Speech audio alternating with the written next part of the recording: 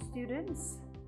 Today we covered 5.1 in the syllabus. This is lesson 27.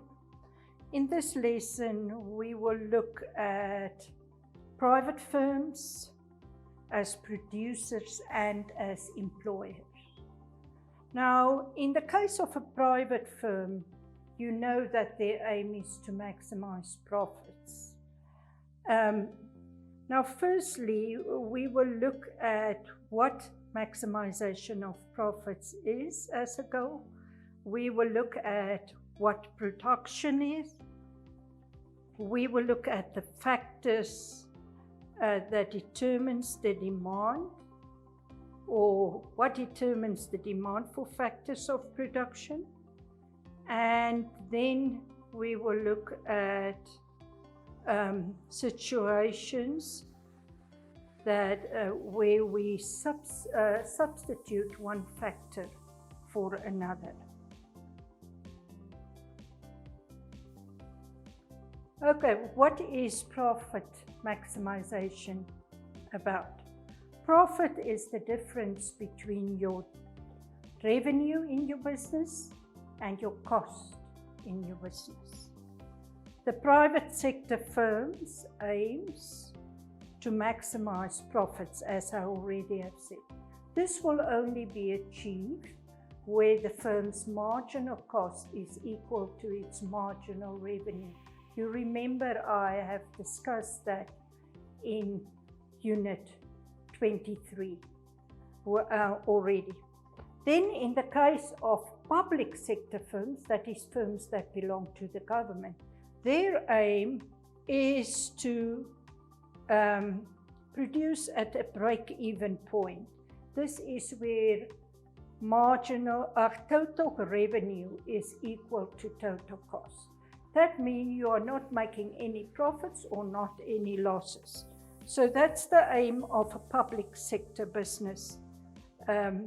Because public sector businesses is sometimes start for other reasons than profits. And that is, say, to provide jobs to people. Okay, then we talk about what is a normal profit and what is an abnormal profit.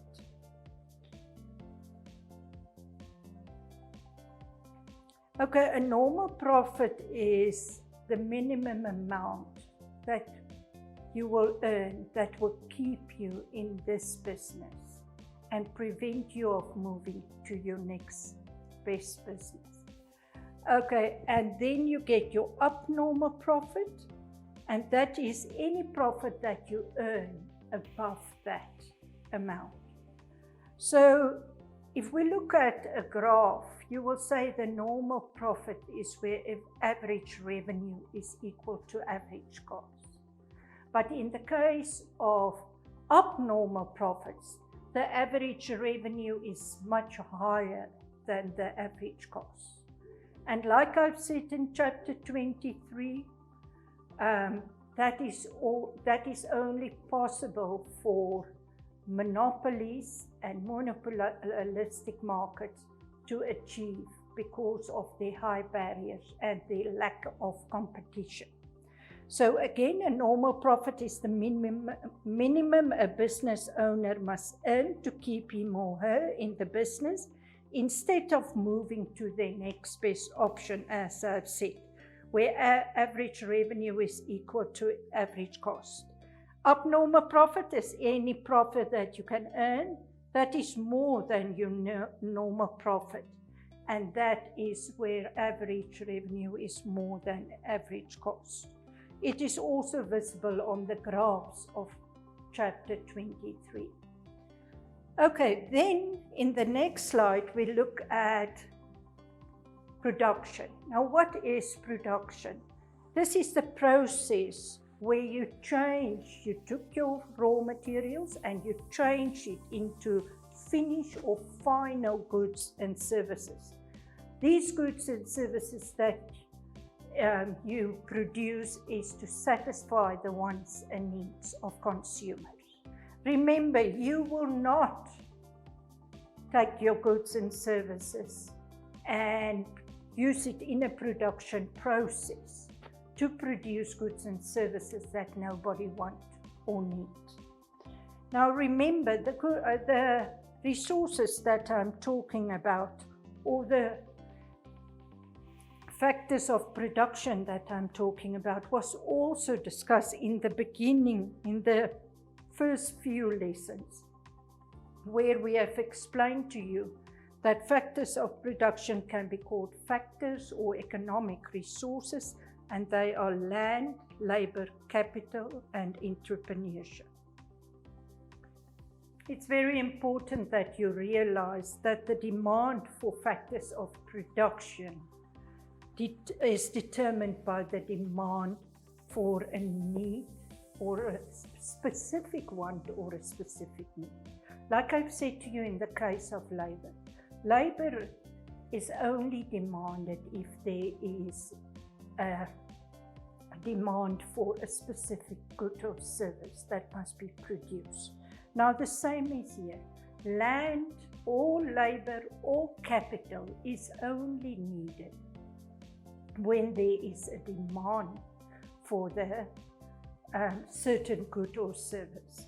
So then the entrepreneur combine all these factors of production in a process where they use all these factors of production to produce the final good and service. So this process, where they combine it, where they use it and change it into a final good or service that we want or need, is called production. What influenced the demand for wants and needs? Now this is a little bit of revision. You must go back to the chapters where we have discussed demand and supply, and there you will see that demand is influenced by fashion, by advertising. So what people wear, then other people will start to wear it. It will be advertised, say, a new soft drink from Namibian breweries, then we will try it out. The price may decrease, so we will say, oh no, now I can afford it, I will try it, or now I can buy it. If your income increase, you may buy more of it, or you may be able to afford it for the first time. If the weather is very warm, or like now very rainy, then you will demand an umbrella. So you see, trends can be that we are all living much greener, we consider the environment.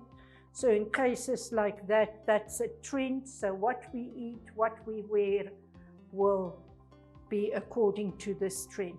New design, something new on the market, may influence you also to spend money on that. Okay, now the next part is analyze situations where one factor can be replaced or substitute for another. I will put for you links also on that you can make use of these links.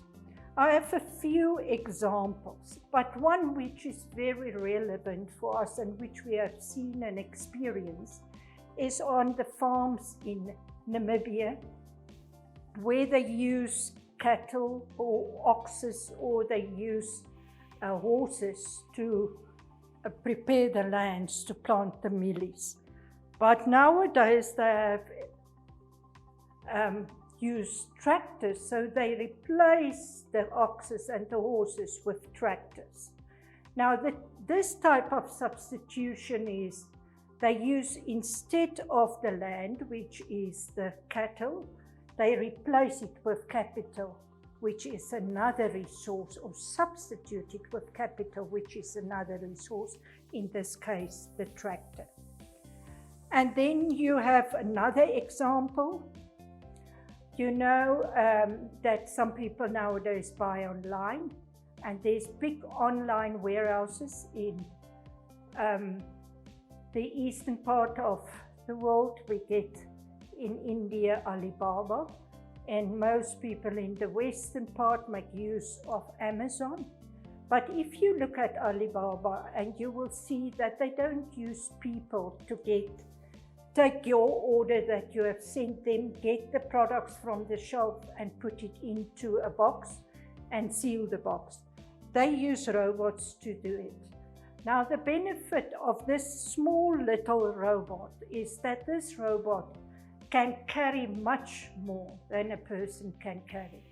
This robot you can only put the information on, store it in his brain, and from there he can go. He knows at what shelf to get what, and that will then be put in a box and bring for dispatch. So not only can they carry much more, they are in the long run much cheaper than human labor, and they can work much longer hours. Okay, in the case of the cattle and the tractor, the tractor is much quicker, and you can prepare and get the land ready much quicker. And a last example is in the Netherlands. They don't plant the vegetables now horizontal on lands. They use much smaller parts of land, and they plant the vegetables in a vertical way, stacked on each other. So in this case, they replace land with land, but much smaller pieces of land, not say 10 hectares, only 1 hectare. And this helped the Netherlands to become the highest or the biggest tomato producer in Europe, because they have used this new method. So they are much more efficient, they can plant much more because they use smaller space to do that. Okay, I haven't put it on the PowerPoint, but they also in New York use the top parts of flats, and there they also do this vertical planting of vegetables and fruits. So it is also a way of substituting land then with capital equipment, in this case buildings. Okay, then to illustrate substitution of one factor for another, you can do it with the production possibility curve, which you will see on your PowerPoint. And you can see if you use more money on capital, there will be less available on, say, land. Or if you use more on land, there will be less available for capital. So just go to your beginning of your videos. There you will see that we also have discussed production possibility curve, and then you can look at it again. We have classwork, and we can, in the class, you can discuss between the students and the teachers and see what the effects is of substitution. So you can use other ideas, or you can use my ideas of Alibaba and of the Netherlands and of our own country, and look at what is the effects if you substitute one factor for another. You remember I said they can produce much more. They can produce much quicker. They are much more efficient. They can produce at a lower cost. And the machines can work for longer hours. They don't complain, they don't strike. So all of that is benefits, and it is sometimes also much greener way of producing these in such a way. Okay, there's for you a homework question, and then you can, this have to do with the demand for factors of production.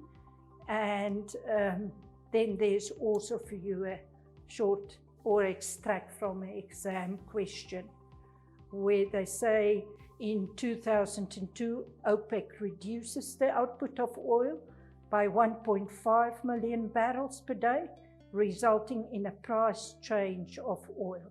Name and explain the factors influencing the demand for such oil. So you look at reasons or factors that will influence why we buy oil and why we don't buy it. Thank you. This is all for today on this 5.1.